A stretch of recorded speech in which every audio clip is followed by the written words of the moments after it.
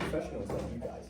Because everybody that enters a healthcare profession, if they don't know anything else, they need to know the cardiovascular system as well.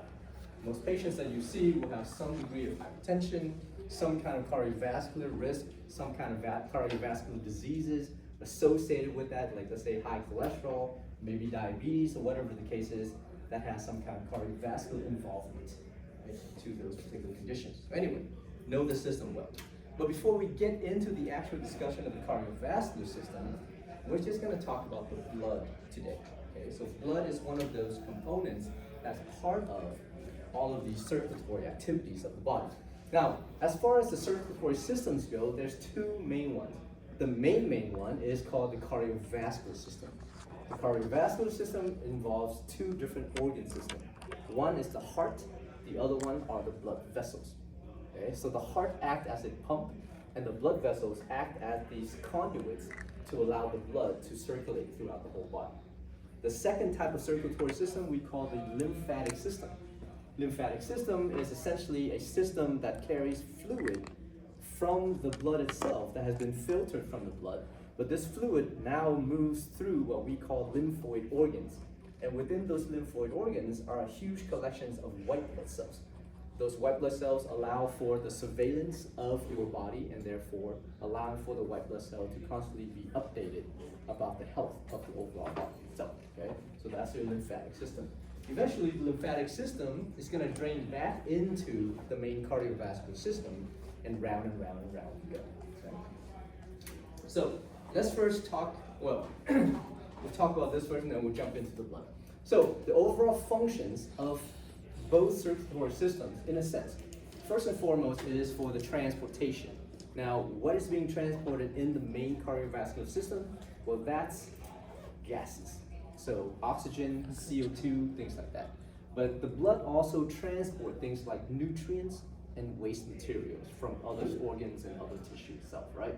Now, another thing that the circulatory system does is that it helps in terms of hormonal regulation or hormonal transport. So transport all of these hormones for the purpose of homeostasis, regulated by the endocrine system and stuff like that, to keep your body in balance.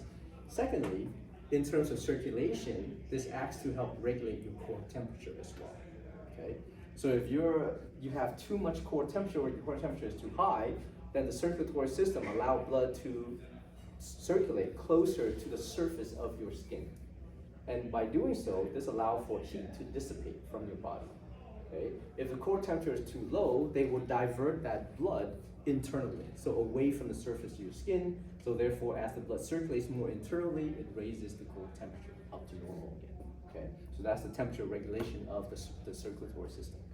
Now, another function of the circulatory system is because within the overall cardiovascular and lymphatic circulation, you have a lot of white blood cells. You have certain components of your immune system and other protein structures that are associated with what we call blood clotting. So for the purpose of protection, and you're protecting the overall body, and you're also protecting the integrity of your blood. You want to maintain some degree of blood volume. You want to maintain that volume all the time, so therefore if you have some, let's say some damage to your blood vessels, then you have the ability then to form clot to stop blood loss from the body itself, right? You want to conserve all of that as much as possible. So all of that is now being circulated within your circulatory system as well. Okay. All right, so let's get into the discussion of blood and talk about what blood is. Now, as far as the cardiovascular system goes, there's two different types of blood that is being circulated throughout your cardiovascular system. The blood that circulates in your arteries, right, that's being delivered to the cells, the tissues and cells of the body, we call that arterial blood. And this is referred to as oxygenated blood because it's higher in oxygen content. Okay? Whereas the other circulatory activities also associated with the cardiovascular system is being transported within these vessels we call the veins. So therefore, the blood within the veins we call the venous blood. And venous blood, for the most part, is referred to as deoxygenated blood because it has less oxygen compared to that of the blood in the arteries. Okay? So, when we talk about blood, imagine if you take a sample of blood from a patient and you spin it down, that blood is going to separate into two main components. There's a component here that is a liquid component we call plasma. Okay, so there's plasma up here. Get that over. So this is plasma. It's a liquid component of blood. Okay. Plasma is basically made up of mainly water, right? Because that's the fluid component of it. Now the other component of blood are what we call the formed elements. Formed elements essentially are just a bunch of cells. And the most dominant, the highest in quantity of cells that we have are your red blood cells. The red blood cells are also referred to as the erythrocytes. Okay, so these are the red blood cells here. Now, if you look at these two separations, right, the plasma on top, the formed elements on the bottom, in the middle there is a small area called a buffy coat. And the buffy coat contains all of your white blood cells and these sort of like cellular fragments called platelets. Okay? Anytime we talk about white blood cells, think of the term called leukocytes. So cytes are cells, leuko means white, and these are the white cells in the blood, right? Hence white blood cells. Okay? White blood cells are all part of your immune activities.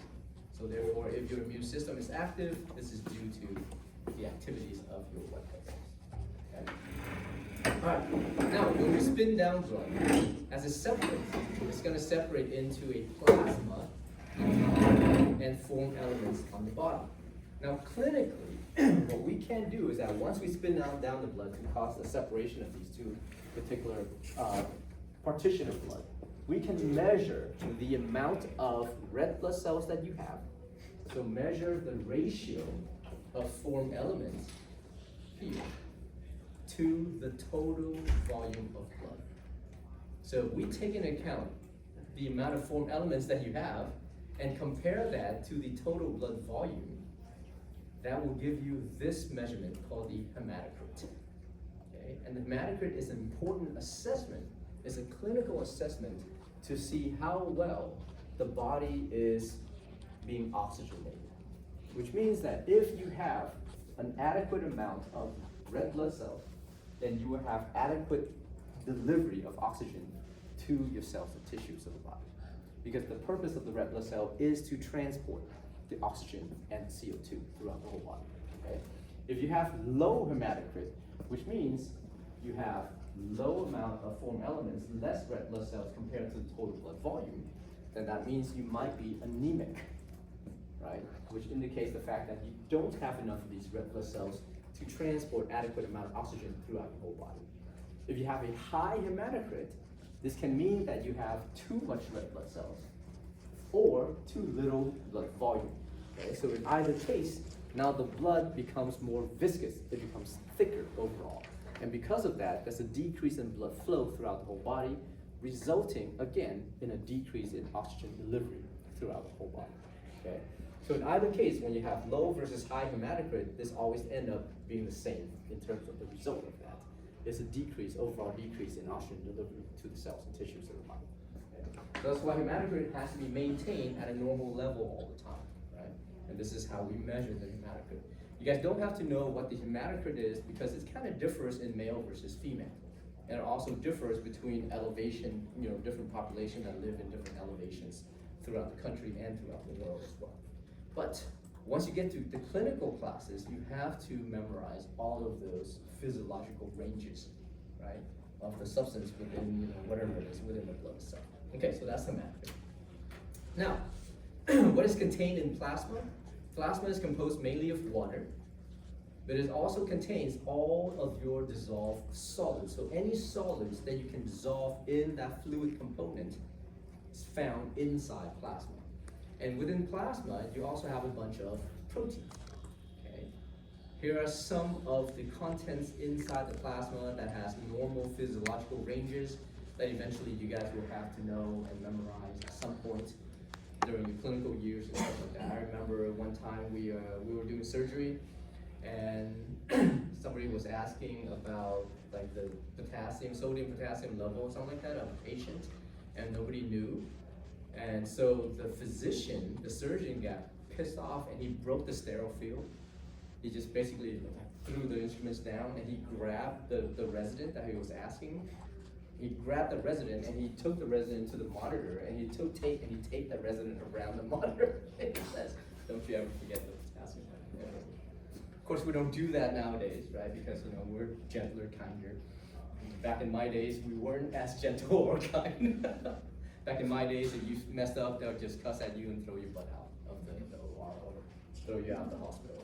And you come back the next day and do it again. It's okay. It's not a big deal. They don't hold grudges, so neither should you. It's just a learning curve that's super steep and stuff like that. All right, anyhow. All right, so just keep in mind some of these levels. You guys don't have to know these. These are just basically, this is part of your future. So you will have to know this at some point. Okay? Now, some of the proteins that's found inside the plasma, you do have to know. Now, because these are proteins found exclusively in the plasma, most of these proteins are actually made by your liver. And once the liver makes these proteins, they secrete these proteins into the blood, and these proteins will circulate throughout the blood as well. Okay? So because of that, they are known as the plasma proteins. Okay?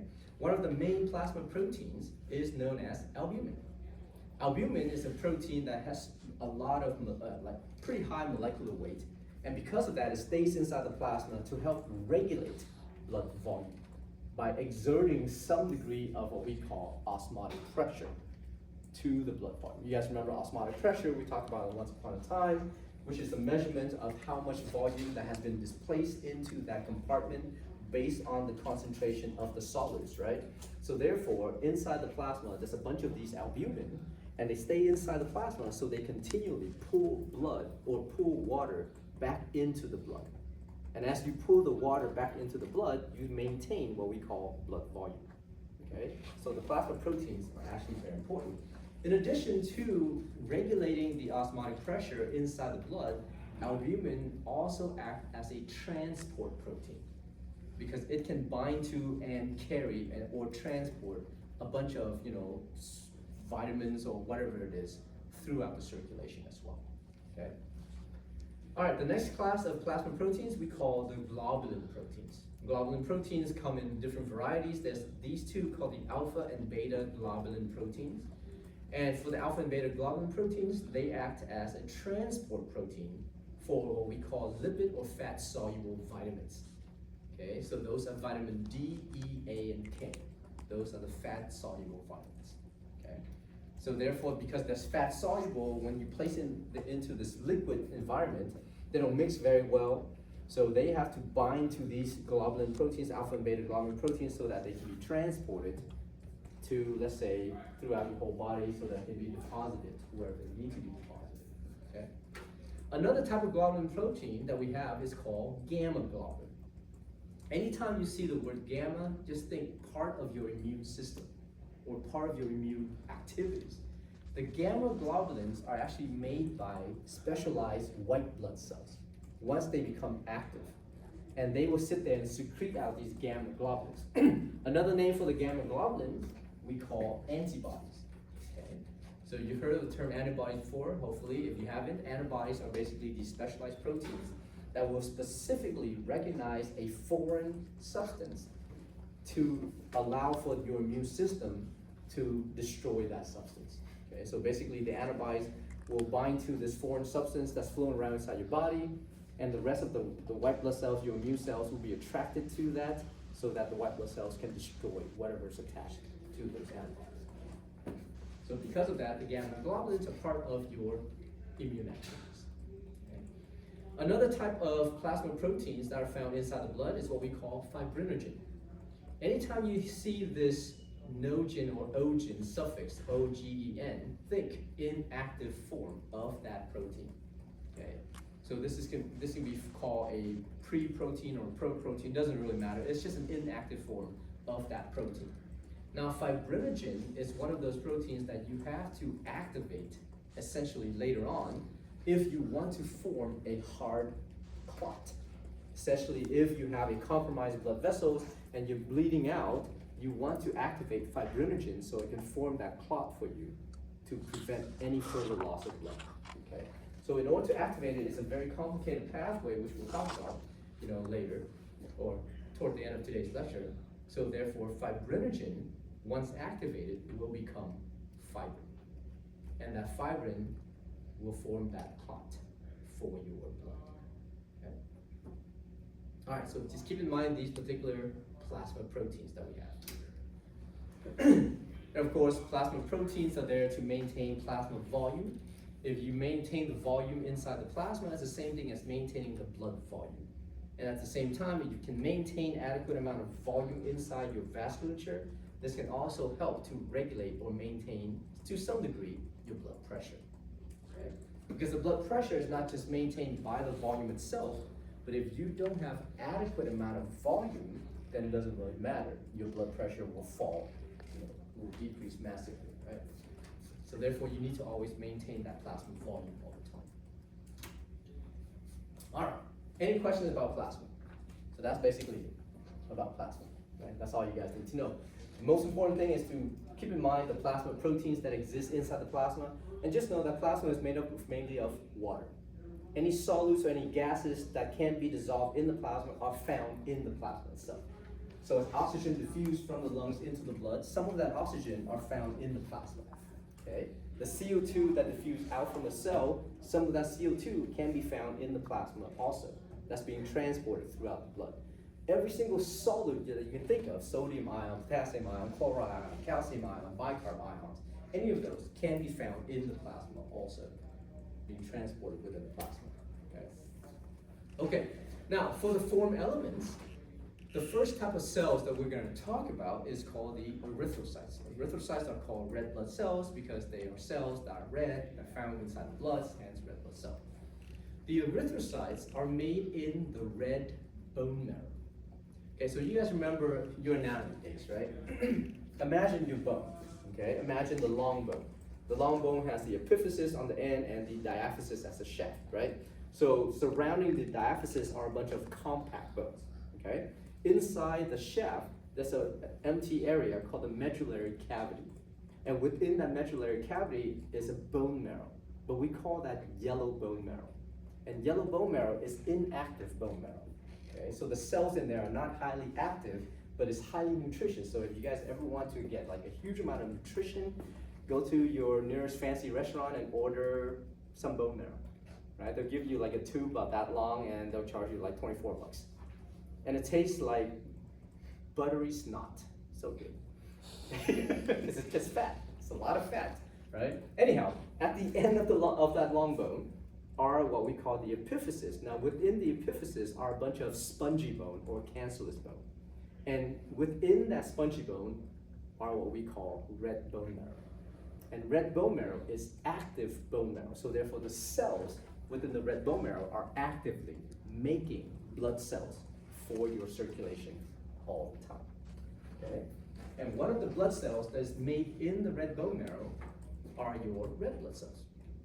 So the erythrocytes are made in the red bone marrow, and the process of making those red blood cells is referred to as erythropoiesis.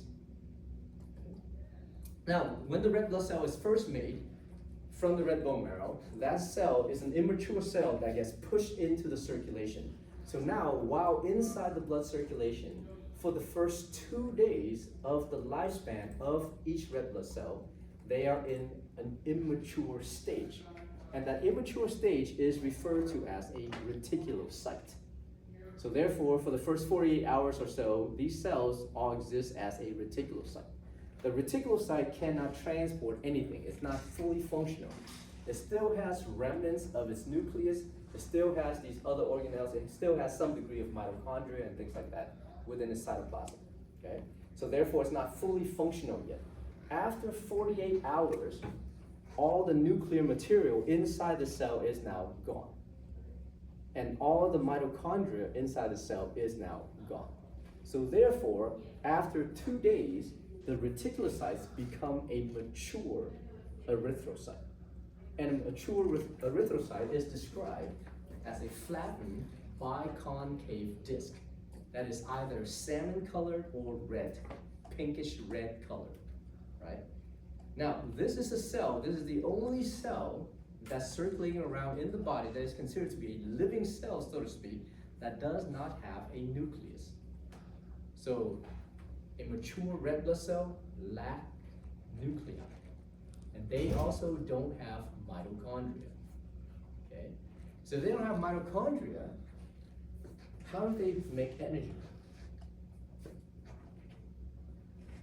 Because remember, you need the mitochondria for oxidative phosphorylation.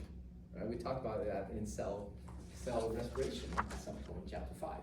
So without the mitochondria, you don't have the electron transport chain, so therefore you can't have any of these, nice little checks that you get from grandma that you can cash at the bank. So then how do you make your energy?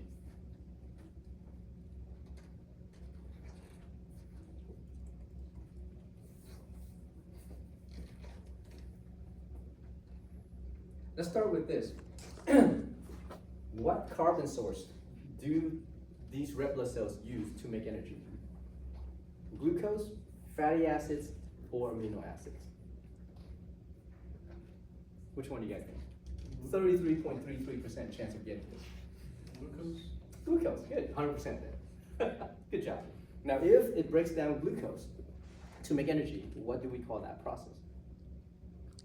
Aerobic respiration. It's an anaerobic respiration. What's the name of that anaerobic respiration process? Anaerobic means it doesn't need oxygen.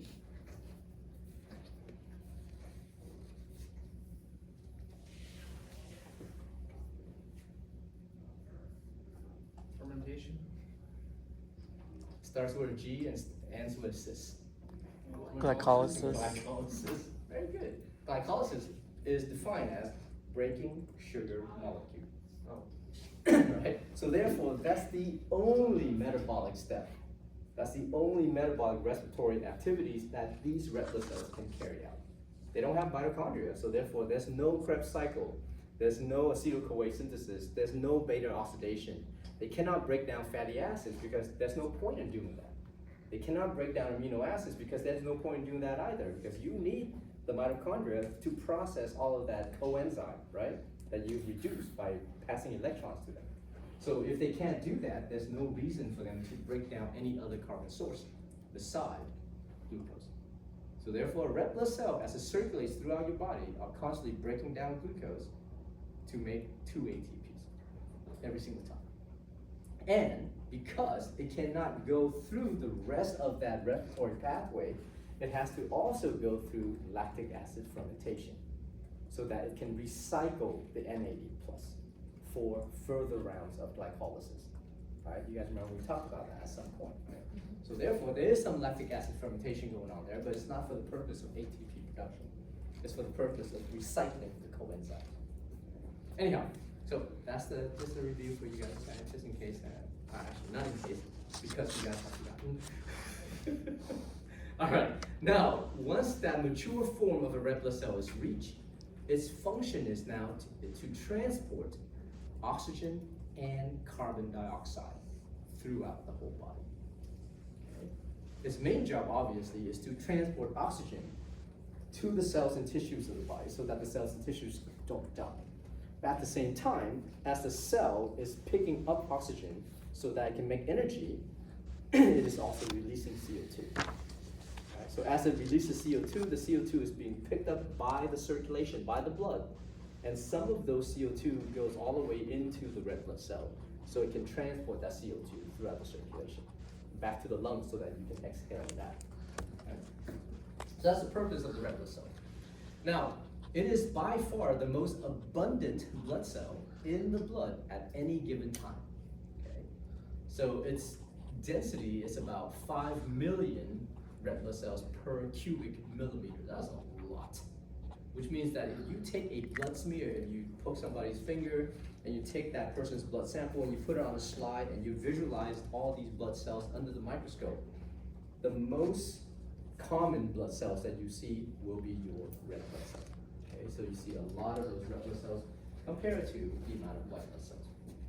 The approximate lifespan of a red blood cell is about 120 days.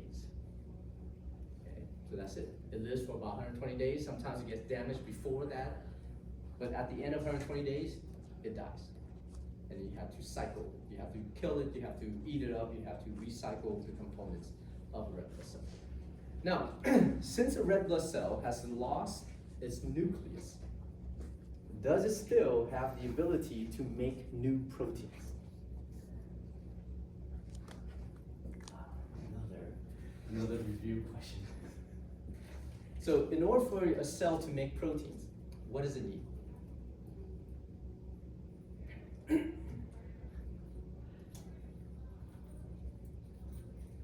Mitochondria.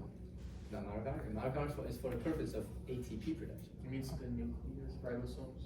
Why does it need the nucleus? What's inside the nucleus? The transcription. What's inside the nucleus? What's the blueprint? What? DNA, RNA. Exactly, DNA. It doesn't have a nucleus. That means it does not have DNA.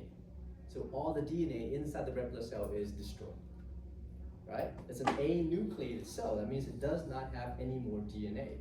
So that means that if it wants to make any new proteins, it will not be able to do so, because it no longer has any blueprints so that it can make new proteins.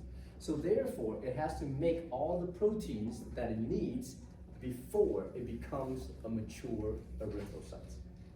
Right? So while it's a reticulocyte, it can now still make proteins and stuff like that for the first 2 days of its lifespan. But after that, once it becomes a mature red blood cell, it cannot make any more proteins. So whatever proteins that they have inside the cytoplasm, or whatever proteins that they have on the surface of these red blood cells, are set. If they lose those, they cannot make any more of those. Make sense? All right. So that being said, the type of proteins that we can find inside the red blood cell, once they become a mature red blood cell, are these proteins we call hemoglobin. And packed inside the cytoplasm of these red blood cells are a lot of these hemoglobin proteins. That's roughly about 280 million hemoglobin proteins packed inside each red blood cell. Okay. So here's what a picture of red blood cell looks like. Okay. So flattened by concave is like a lifesaver, so to speak. Right? You guys have eaten lifesavers. I think they still have lifesavers now. Yeah. That candy like left a long time ago. All right. Now, with hemoglobin protein, there are 4 subunits, 4 tertiary structures that comes together to form a quaternary protein called hemoglobin. So these 4 subunits are known as the globin proteins. So there's 2 alpha and 2 beta globin proteins. Okay? Each of these globin proteins is associated with a structure we call a heme group. A heme group is an organic compound that is derived from something. Right? We don't care. So that heme group is bound to hemoglobin, or each of these globin proteins. And in the center of that heme group is an iron compound that has been oxidized to a +2 state. Sorry. So that iron compound that's oxidized to a +2 state, we call that the ferrous iron. Okay. So there's a ferrous iron associated with the heme group, and that heme group is now bound to each of these globin proteins. Now, when that iron is in that ferrous state, that 2+ state, it can potentially bind to an oxygen gas. Okay? So therefore, as it binds to the oxygen gas, this is how the red blood cell transport oxygen throughout the circulation. Okay? Now, for each hemoglobin protein, because it's composed of 4 of these globin proteins, and each of these globin protein has a heme group and a ferrous iron associated with it, that means that each hemoglobin protein can potentially bind to 4 oxygen compounds. Make sense? And there's over 280 million of these hemoglobin proteins. So potentially, each red blood cell can transport over 1 billion oxygen compounds. Okay? But that's not anything compared to the needs that we have within our body. Okay? So that's a lot of oxygen being transported per red blood cell. And we have a lot of these red blood cells throughout our circulation.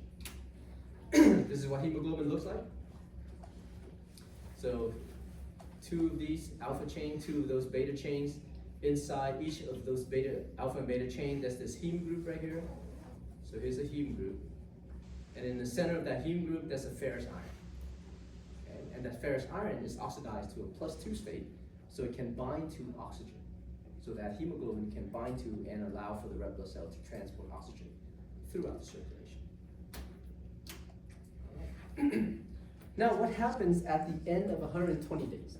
So roughly about 4 months or so, right, as the red blood cells circulate throughout your whole body, at the end of 120 days, once the red blood cell reaches the end of its lifespan, it gets eaten up by a specialized white blood cell called a macrophage. And that macrophage exists throughout the circulation, but for this particular purpose of digesting old red blood cells, these macrophages are located in the spleen mainly, some are in the liver, and some are in the bone marrow. So the macrophage is a modified white blood cell that has the ability to eat up, to phagocytose these old red blood cells. Once the red blood cell has been consumed by the macrophages, it's broken down, the heme group gets metabolized and gets turned into other substance, and then gets excreted in the large intestine so that you can poop it out. And that's why your poop looks yellowish, tannish in color. That's due to the metabolism of the heme group itself, right? The ferrous iron, which is the more important thing, is recycled. So the ferrous iron is taken out from that red blood cell, transported in the blood, bound to this protein called transferrin, and cycles all the way back to the red bone marrow. When the ferrous iron is cycled back to the red bone marrow, the cells within the red bone marrow takes that ferrous iron, incorporates it back into new heme group, and bind it to a globin protein to reform hemoglobin. Okay? So therefore, most of the ferrous iron that is found collectively in your red blood cells are recycled from old red blood cells. Okay? Can you consume enough iron to satisfy the iron requirement of your body? No. That's the short answer. And the reason for that is because the small intestine do not absorb a high amount of iron. This is for safeguard purposes. Because if you allow for the small intestine to absorb that huge amount of iron, that iron is now deposited into the liver first. And if that's the case, it'll clog the liver and shut the liver down and you die. So we don't want that to happen, right? Due to the overconsumption of iron. So to limit the amount of iron that you can absorb from your diet, most of the iron that is incorporated into your red blood cells are from old red blood cells. Okay? Now, how do you know what happens to you if you consume too much iron? You think about this. If you consume too much iron and your body can only absorb a certain amount of iron, where does the rest of that iron go? Yeah, you poop it out. And what does your poop look like if you have a lot of iron? Why is it black? Because iron becomes oxidized, right? Sort of like become rusty color kind of thing. And when you have black stool, there's two reasons for that. One is due to over iron consumption. Two is internal GI bleed. There's blood in So which one is more important for you to deal with? the iron. Hopefully it's the GI bleed, right? How do you know what's causing this black stool? You don't. So therefore, if you have black stool, and obviously you know if you overconsume iron, right? If you're popping iron pills every single day like it's freaking candy, you're gonna have over iron consumption, and therefore you will have black starting tool. But if let's say you are always fatigued all the time, right? You bruise easily and you get fatigue and stuff like that, and you have no energy whatsoever, not for the lack of motivation, it's just because you just don't have enough oxygen to your cells and tissues of the body, due to the fact that you're losing blood in your intestine. And that could be due to internal bleeding. Now, of course, both of that condition result in black stool. But if you have too much iron in the diet, the iron actually causes a decrease in your bowel movement. So if your bowel movement decreases, what's going to happen to you? What happens when you have a decrease in bowel movement overall? What do we Constipation. call that? Constipation. Constipation. So if you have constipation and your stool is black, most likely it's over iron consumption. Blood, on the other hand, stimulates the GI tract to be more active. So therefore, you have blood in your stool coming from some kind of internal bleeding, you're gonna go to the restroom a lot. So there's an increase in frequency and urge to go to the restroom and poop, and you sit down, you don't really poop, but then, sometimes you see like kind of these black tartar stool coming out. So if that's the case, that is a sign of internal bleeding. Okay? Not always the case, but typically that is the differentiation between the two. So obviously, one's easy, stop eating the damn spinach and trying to be Popeye. And the other one, get your ass to the ER so you can be evaluated so you don't die. Okay? So therefore, two very different type of management altogether. As healthcare professionals, you need to know the difference, because it can mean the difference between saving a patient and then killing them altogether. So don't kill your patients, please. If you do, don't tell them that you learned from my class. Just say, yeah, I took it from somebody else. All right, so that takes care of the red blood cells. Okay, the next type of cells that we find inside your circulation, now these cells are found in what we call the Buffy coat. So no longer really part of the form elements, because really the form elements takes into account only the amount of red blood cells that you have inside your overall blood volume. So there's a separation, right, between the form elements and the plasma. The middle layer is called the Buffy coat. So within the Buffy coat, you find all of your white blood cells. The white blood cells collectively are called the leukocytes. Cytes means cells, leuko means white. These are white cells inside your blood, hence white blood cells. Okay? Now, the leukocytes are also made in the red bone marrow, same place where the red blood cells are made. The process of making white blood cells is referred to as leukapheresis. Okay? Now, when these white blood cells are made, they all have nuclei, so they look like regular cell, right? And they all have mitochondria and all of those organelles and stuff like that within the cytoplasm. But for the most part, they are round in appearance. They look like spherical balls and stuff like that, right? So therefore, if they are round and they're moving around in the circulation, they're rolling around in the circulation very rapidly. Okay. Oftentimes, some of these cells, if they have to leave the circulation to move into what we call the interstitial tissue, let's say if the tissue is infected, they have to leave the circulation to go into that tissue so they can deal with that infection. Once they leave the circulation, they will move by crawling along the tissue itself, because they can no longer roll within the tissue. There's no fluid movement, right, to kind of push them along that way. Okay. So, all right.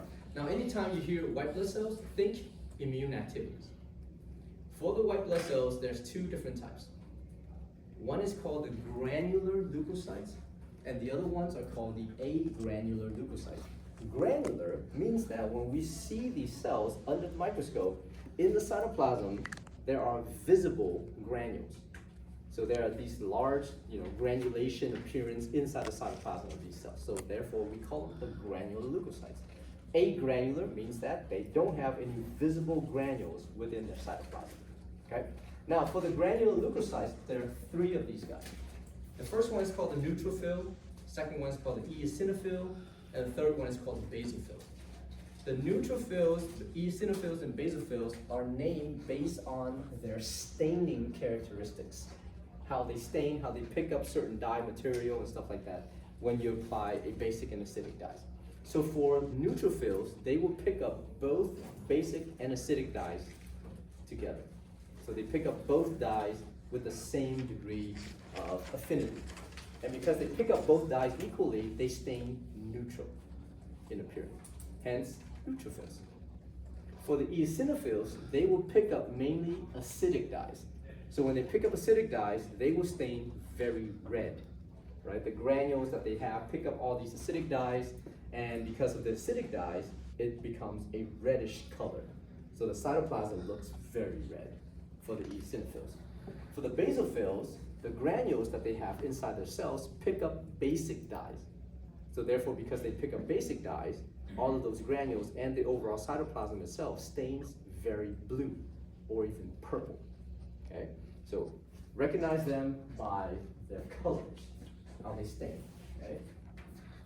For the agranular leukocytes, these particular white blood cells don't have visible granules. You have two of these. One is called the monocyte. The monocyte is the biggest in size of all of the white blood cells that we have in circulation. And the other is called the lymphocyte. And the lymphocytes are the smallest in size of all of the white blood cells within the circulation. And we'll talk about these cells individually in a second. Now, within the Buffy coat, we also have these fragmented cells. And these fragmented cells are referred to as the platelets. The platelets are also referred to as the thrombocytes. Okay?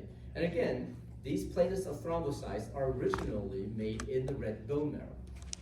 But the cells that eventually forms the platelets and thrombocytes are referred to as your megakaryocytes. These are giant cells that are made within the red bone marrow.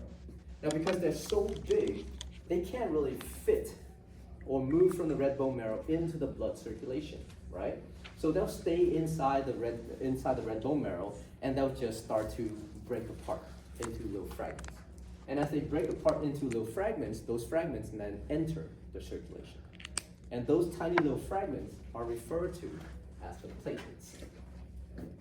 So the platelets, also known as the thrombocytes, comes from the megakaryocytes.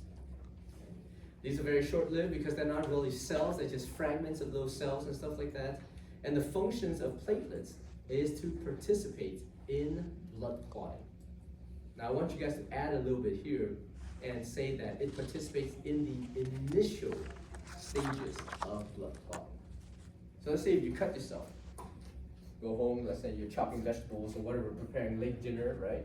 And then you accidentally cut yourself, okay? Once you cut yourself and you apply pressure, once you let go, you can see that the blood has already stopped, right? After several minutes or whatever the case is. That is due to the activities of the platelets. If you apply pressure and it doesn't stop bleeding, your platelets is not high enough, or you have inefficient platelets, okay? All right, anyhow, these platelets can also activate the clotting system for the body later on, okay? One of the things that these platelets release is a substance called serotonin. And serotonin is important because serotonin induces the smooth muscle of your blood vessel to contract. When the smooth muscle around your blood vessels contract, it induces what we call vasoconstriction. So it clamps down your blood vessels and therefore prevent any further blood loss from happening. All right, as a picture, here are these cells found within your circulation, right? So here's the most abundant ones called the erythrocytes. These are your red blood cells. The rest of these are your white blood cells. This is your platelets down here. Okay, so for your white blood cells, you have the granular leukocytes up here, neutrophils, eosinophils, basophils. Okay, for the agranular leukocytes down here, you have your monocytes over here and your lymphocytes over here. Okay, there's another cell called the mast cells that's also made in the red bone marrow, but it does not stay inside the blood. The mast cell gets secreted into the extracellular space, so they live among the interstitial area, and they basically sit around the blood vessels themselves. And their job is to release a substance called histamine, which will induce smooth muscle relaxation around the blood vessel to open up the blood vessel. And this results in what we call vasodilation of the blood vessel. So that's the job of the mast cells. All right, so this table is important because it has 2 stars. That's why it's important. Now, this table lists every single blood cells that exist within your blood circulation. So here's your erythrocytes, red blood cells. They look like this, right? They're described as biconcave anucleate disc, oftentimes salmon color, pinkish color, red color, doesn't really matter what it is. It's that particular color, gradation. Okay, it is obviously the most abundant type of blood cells in the circulation at any given time. Okay? Now, its lifespan is about 120 days. That's the thing you need to remember also. And obviously, since we're talking about physiology, you need to know the function of these cells. So the functions of the red blood cell is to transport oxygen and carbon dioxide for the body. Okay. The next three cells down here are your granular leukocytes. So you have neutrophils, eosinophils, and basophils. The neutrophils here has a multi-lobed nucleus. It has one nucleus, but it has multiple lobes to that nucleus. So essentially, the neutrophil may look something like this, and the nucleus may have multiple lobes to it.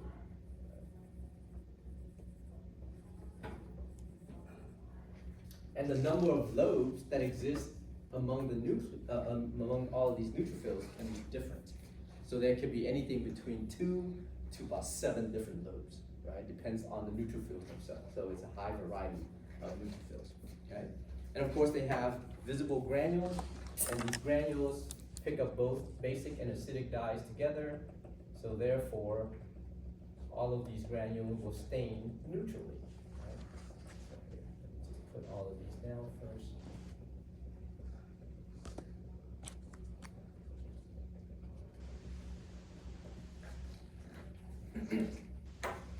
Because they pick up both basic and acidic dyes, so therefore it's a neutral staining type of cell.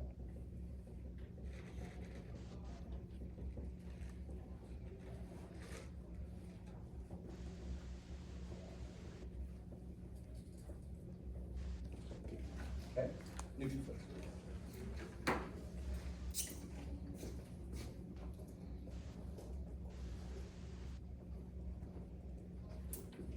The neutrophils, their activity is mainly to destroy bacteria. And they do so through what we call phagocytosis. You guys remember that lecture that I recorded for you guys in terms of bulk transport, right? Well, actually, I don't know if bulk transport. Well, man, the volume, the audio must have cut out, I remember.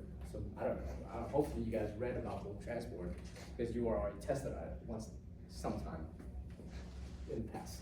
Okay? So therefore, in terms of phagocytosis, this is the process where the cell extend out pseudopods and grab onto a singular large entity to bring it into the cell. So this is called cell eating, right? So these particular neutrophils has the ability to go through that process called phagocytosis, okay? And it has a high affinity for bacteria.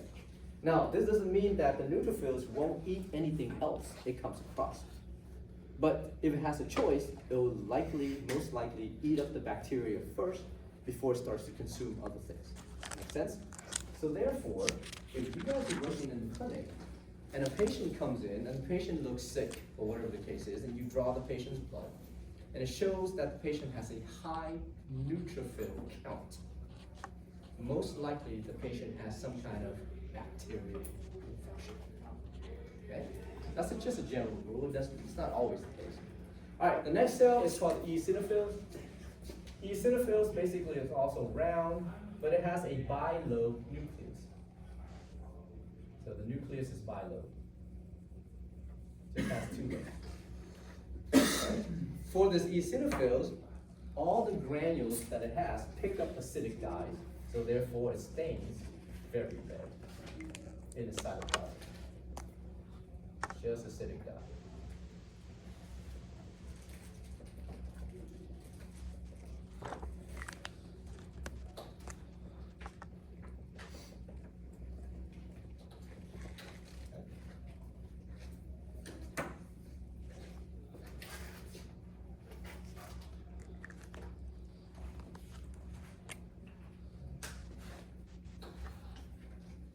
Now, the eosinophils are important because it plays a large role in some kind of allergic reaction or fighting off some kind of allergens.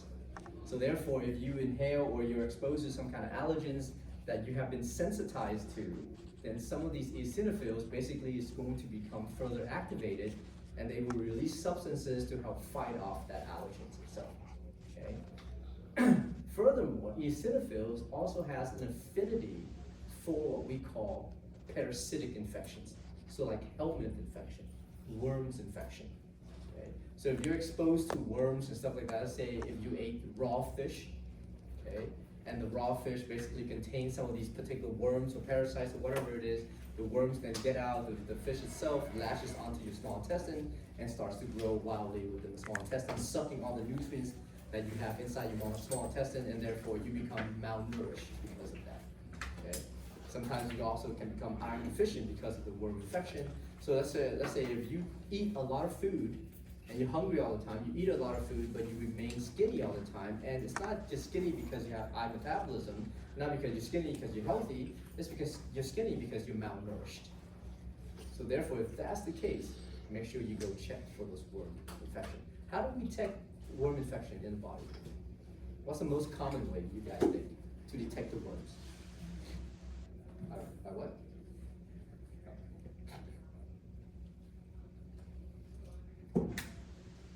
Worms lay eggs. What do you think the eggs are gonna end up? In your poop. In the poop. That's why you send the lab a fecal material, fecal sample. Right? You collect poop and you send it off to the lab. The lab will like analyze that and look for eggs or look for live worms in your poop. Some worms can grow up to 45 meters inside your intestine. Meters. We're talking about, you can take the worm from one end of this room all the way to the end of this room. Or you can take the worm from the end of this building all the way to the end of this building, pack them together, stuff them in your small intestine. There are worms like that. It's crazy. If you guys, I don't teach microbiology. If I did, I'll show you guys. Anyway, I don't teach it here anyways, but in other places. So eosinophils are important for that purpose, right? They have high affinity to fight off what we call allergens of the body, and they also have the ability to fight off parasitic or more or less worm infections of the body itself, okay? Now, how do you tell the difference? Let's say if a patient comes into your clinic, and this patient is, let's say, 12 years of age, right? This patient looks sick, so you take the patient's blood, and you see a high eosinophil count. Now, there's two things that could be happening in this patient. The patient can have some kind of allergic reaction that's going on, or the patient can have a worm infection that's going on. Let's say this is a 12-year-old patient, so the patient is gonna be skinny no matter what. Like, let's just say that's the scenario, right? How do you tell the difference? What is the most important thing to help you with your diagnosis of the patient? Not the lab.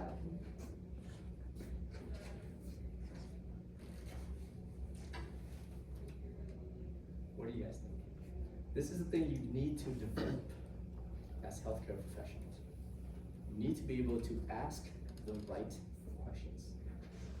Okay? You need to be able to have a conversation and derive at a complete history. So therefore, asking the patient the right questions allow the patient to give you the right answers. And by asking the right questions, you can actually diagnose the patient 80% of the time. So therefore, a lot of this diagnosis is based on the questions that you ask the patients, the conversations that you have with your patient, okay? Nowadays, I think it's a little bit lost because everything is electronic. So you're sitting there and just typing, or you just like click, check all of these particular things without really talking to the patient itself, okay? And that's the reason why healthcare is not what it used to be anymore.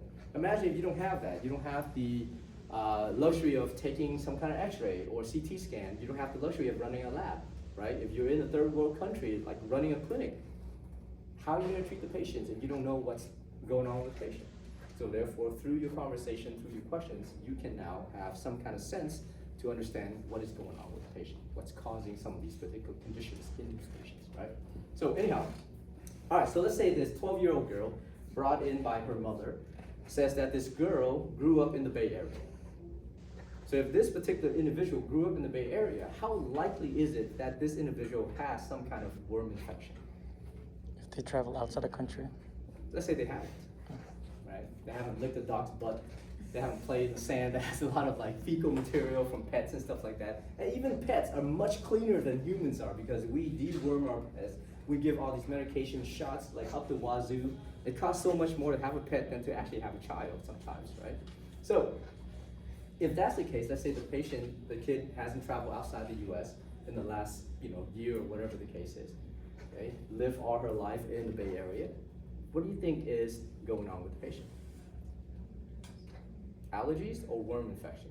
Allergies. I would bank on allergies more so than that. But of course, there's obviously other symptoms associated, right?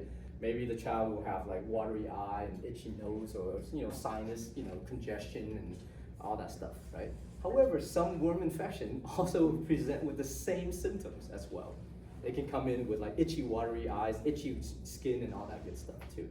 Okay, as the worm migrate throughout the body, sometimes it can cause a lot of itchiness. Anyhow, so for that case, how do you treat allergies? Antihistamine. Most common form, right? Loratadine, cetirizine, whatever you guys want. All of those like first generation, second generation antihistamine and stuff like that you can give to the patient. They can get it over the counter too if they want to, but if they have good insurance, just give them to them for free, okay? All right, let's say another scenario. You have a similar 12-year-old child coming into your clinic looking sick. You take the blood and it shows high eosinophil count. Upon the history taking, you find out that this child has just emigrated to the United States from, let's say, Southeast Asia. Okay? Most likely, this child has a worm infection, more so than allergies. Why is it that we don't develop allergies as we first come to a new place? So how many people here have allergies to the pollen and the crap and the stuff that's in California right now, right? Now, if you move to a different state, different city, well, maybe not different city, but different state, geographical region, you will not have allergies for that first year that you're there. But let's say if you're so sensitized to whatever pollens or environmental allergens that they have there, the next year you will start to exhibit allergic symptoms. Why? Because it takes about that long for your body to become sensitized to those particular allergens. So therefore, let's just say if this child has just immigrated to the United States for, let's say the last 6 months or whatever it is, right? But this child is sick, has high eosinophil count, well, most likely the child has some kind of parasitic infection. Especially if this child has just immigrated from a region of the world that is prevalent for worm infection. Okay? So keep that in mind. Because that's another way for you guys to differentiate different patients. So how do you treat that child with the worm infection?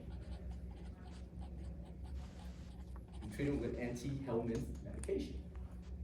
If you give anti-helminth medication to a patient that has allergies, there's a lot of adverse effects.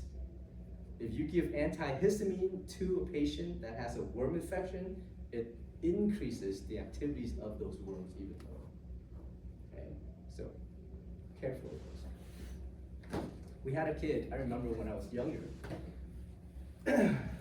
we used to have, because I grew in Vietnam, so we obviously had a lot of parasitic infections and stuff like that, right? That's prevalent. So the government gave us these pills. And of course, in order for the kids to take these pills, they make it in this kind of like sugary coating. So it tastes really good, it's super sweet, right? And every single time you take it, it's a spoonful of this particular medication, and you just consume it, you chew it, and you swallow it, okay? I remember one day, there's a kid in the neighborhood, we were playing, and I think this kid, for some reason, got a hold of that medication. His parents went home, so he started like eating like half the bottle of this stuff. He didn't know, it tastes like candy, right? We're kids, what do we know? So we're playing, and all of a sudden he complained of like massive tummy ache. Okay, and he's like start throwing up or whatever. So somebody ran and called his parents. His parents came home, put him on the moped, because we didn't have cars, right? We had moped, that's our SUV. And they rushed him to the hospital. On the way there, he died because worms were just coming out every orifices that he had, and he died from suffocation. It's just unfortunate. It's crazy. But anyhow, that's just my worm story for you guys. All right. Third type of granuloleukocyte we call the basophils. Basophils also has a bilobe nucleus, so the nucleus is also bilobe. Okay. But the granules inside the cytoplasm pick up what we call basic dyes.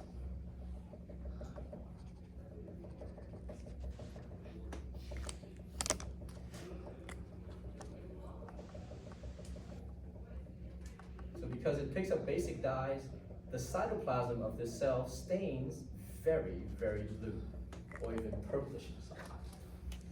Okay? Now, for this particular cell, its job is to also become activated when you have what we call a chronic infection. So if you have an infection that lasts and persists and gets resolved within 2 weeks, right? That is known as what we call an acute infection. If you have an infection that persists for more than 2 weeks, let's say if it lasts for 2 months, lasts for 2 years, lasts for 10 years, lasts for 40 years, because there are some infections that will persist for 4 decades, right? And then of course eat up destroy the body altogether. But if you have the infection that lasts more than 2 weeks, we call that a chronic infection. So in cases of chronic infections, the body will activate these basophils. And once the basophils are activated, they will release these substances called histamine, and histamine is going to induce vasodilation of the body. The basophils also releases what we call inflammatory mediators to increase the inflammation of the body to fight off the infection itself, right? And another thing that the basophils release is what we call heparin. This heparin decreases the clotting activities inside your blood. So therefore, it ensures that blood flow is adequate. So you can get more white blood cell to go to different regions of the body to fight off that chronic infection. Okay? So that's the basophils. All right. Now, for the agranular leukocytes, you have the lymphocytes versus the monocytes. So lymphocytes, I'll put them down here. Lymphocytes are the smallest in size of all of these white blood cells. It has a very large round nucleus that basically dominates 80% of its cytoplasm. Okay. The lymphocytes are very important because it is one of the main cells of the bodies that you need to activate to specifically fight off an infection. So let's say once your body has identified a specific type of pathogen that is causing the most issue in the body, you need to then activate these lymphocytes so that they, first of all, can release antibodies, and second of all, can recruit other cells so that these other white blood cells can focus on a single target and destroy that target. Okay? And that's very important as we talk about the immune system later on. Okay? So for the lymphocytes, you have 2 different cells. You have the B cells and the T cells, or the B lymphocytes and the T lymphocytes. We'll get to that later. So these are called lymphocytes. Okay, the agranular, they don't have visible granules within the cytoplasm. Okay, the next type of agranular lymphocyte is a large lymphocyte. This is the largest in size of all of these white blood cells. This guy has a kidney-shaped or U-shaped nucleus. These guys are called monocytes. And the monocytes are cells that basically circulate, roam around the body, roam around the cells, the blood. But some of these monocytes also live within certain tissues of the body.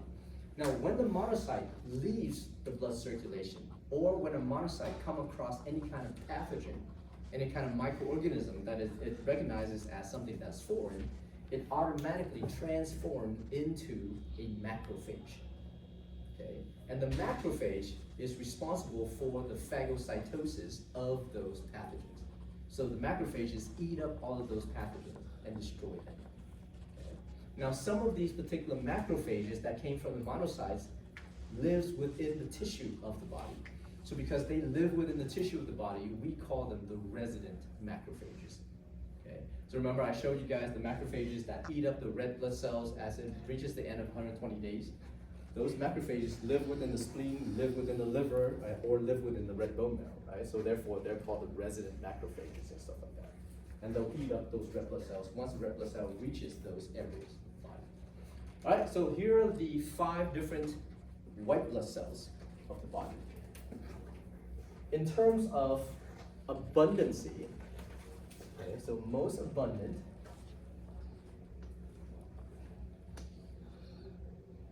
to least abundant.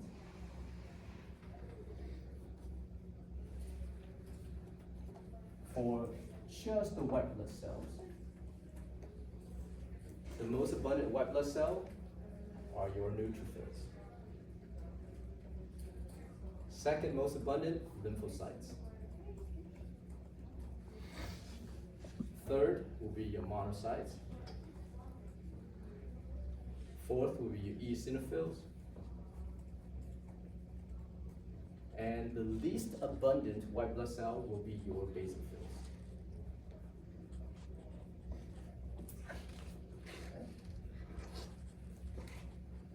So therefore, you take a blood smear, the most common white blood cells that you see, neutrophils and lymphocytes. It's very rare that you see a basophil in your blood smear.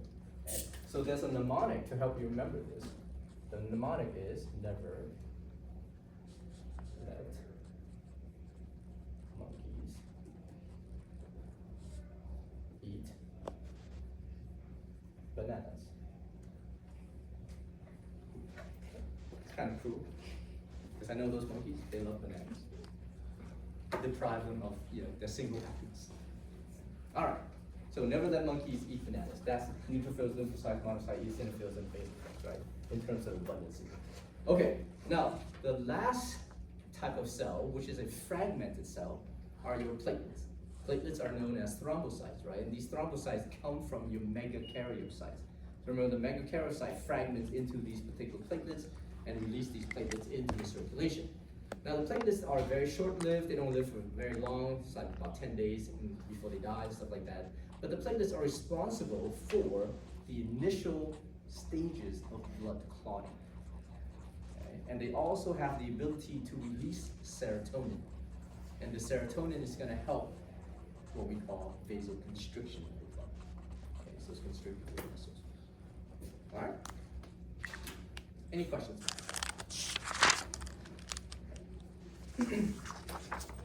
All right, now, as the red blood cell goes through this process of making all of these blood cells, collectively, that process is known as hematopoiesis. Okay? So hematopoiesis is the process of blood cell formation. That means every single type of blood cells are made through this process we call hematopoiesis. Hematopoiesis can also be referred to as hemopoiesis. So therefore, these are the only two acceptable terms that you guys can use. Okay? You asked for a word bank, so in the next exam, I'm going to give you a word bank. But if I give you a word bank, you better spell it correctly. There's no reason for you guys to misspell if the word is right there to help you spell it. Okay? So therefore, because you have a word bank in the next lab exam, if you spell it incorrectly, it's wrong. Make sense? Now if you spell it incorrectly, whatever, I'll forgive you. It's just like phonetically, if it still sounds the same, it's fine. Right? Okay, so this process called hematopoiesis starts with this stem cell called the hematopoietic stem cells. This hematopoietic stem cell is a pluripotent stem cell that basically persists and lives now or resides within the red bone marrow. This stem cell can potentially differentiate into any adult blood cells for your body. But in actuality, what it can do is that it can differentiate into two different cell lines. Okay? So the hematopoietic stem cells, once it's stimulated, can become either a myeloid stem cell or a lymphoid stem cell. A myeloid stem cell and a lymphoid stem cells are stem cells that are known as your progenitor cells. Okay? So therefore, your hematopoietic stem cells can differentiate into one of those two progenitor cells. And each of these progenitor cells will further differentiate into other cell lines, other blood cells. Okay? So here's a chart we call hematopoiesis. So this is how it works. Here's your hematopoietic stem cell. Once you stimulate this cell, it can either become a myeloid stem cell and or a lymphoid stem cell. A lymphoid stem cell, when you stimulate that, will only become a lymphoblast. Right? This lymphoblast further differentiates into what we call a B lymphocyte or a T lymphocyte. A T lymphocyte will become active and will secrete a bunch of signals to vastly activate your whole immune system against a specific target. A B lymphocyte, once it becomes activated, it becomes a plasma cell. And the plasma cell is responsible for the production and secretion of antibodies. And those antibodies are called gamma globulin proteins. Remember the blood proteins, one of the plasma proteins we talked about right early on today. Okay? So that's easy, right? Lymphoid stem cells become lymphoblasts. Lymphoblast becomes either B cells or T cells. And these cells become activated to do whatever they need to do for the immune activities. Okay? Now, for the myeloid stem cells, once stimulated, may become a proerythroblast, a myeloblast, a monoblast, and or a megakaryoblast. Okay. So once these blast cells are formed, all of these cells that has a blast as a suffix are referred to as the committed cell line, because they are committed to eventually become the adult blood cells later on. They can't switch back and forth. Okay. So a proerythroblast is committed to become a reticulocyte, which then becomes an erythrocyte. Make sense? A myeloblast is committed to become one of these three granular leukocytes. So you can stimulate the myeloblast to become neutrophils, eosinophils, or basophils. Okay? The monoblast is committed to become a monocyte, which is this guy. And a monocyte will transform into a macrophages once it comes in contact with a pathogen, or once it leaves the blood circulation. And the macrophage, its job is to eat up anything that it thinks is foreign. It doesn't care what it is. It's foreign, I'm gonna eat you. I'm gonna destroy you.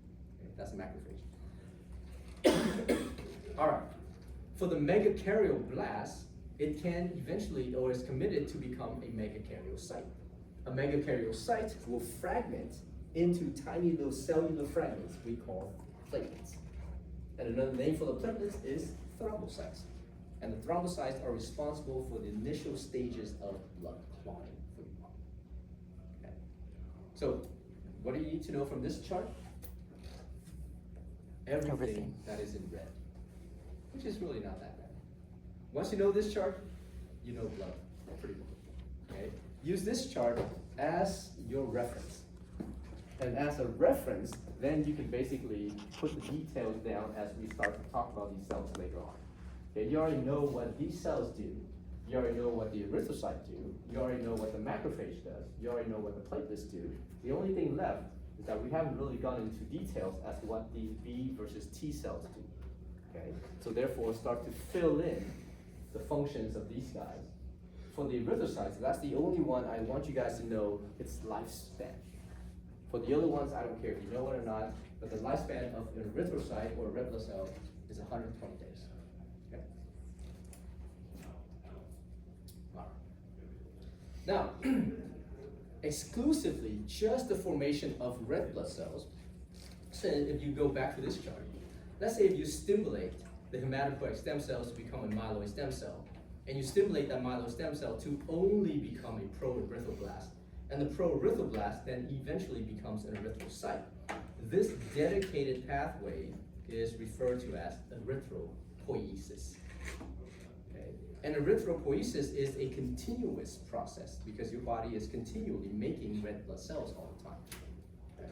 However, there are times when your body has a decrease in red blood cells overall. When you have an overall decrease in red blood cells, or whatever the reason is, you have a decrease in overall oxygenation of the body. So there's less oxygen flowing within your blood, less oxygen being delivered to your cells. This is a condition we call hypoxia. Okay? So hypoxia refers to low arterial blood oxygen levels. When that's the case, there is a stimulus that triggers the kidneys to release this hormone called erythropoietin. Erythropoietin is going to stimulate the red bone marrow so that it can go through erythropoiesis to make a bunch of erythrocytes. See how all the names are connected together. Now, for the purpose of making only, we'll skip that slide, making only white blood cells, we call this leukapheresis. Okay, and leukapheresis is a little more complex because there's a lot of different types of white blood cells. So we're not gonna go into that discussion yet. We'll talk about this later. And the process of making platelets is referred to as thrombopoiesis. So therefore, if you want to make a bunch of thrombocytes or make a bunch of platelets, there's a hormone that is released by the kidneys and the liver, and that hormone is called thrombopoietin. So thrombopoietin is going to stimulate the process of thrombopoiesis so you can make more thrombocytes.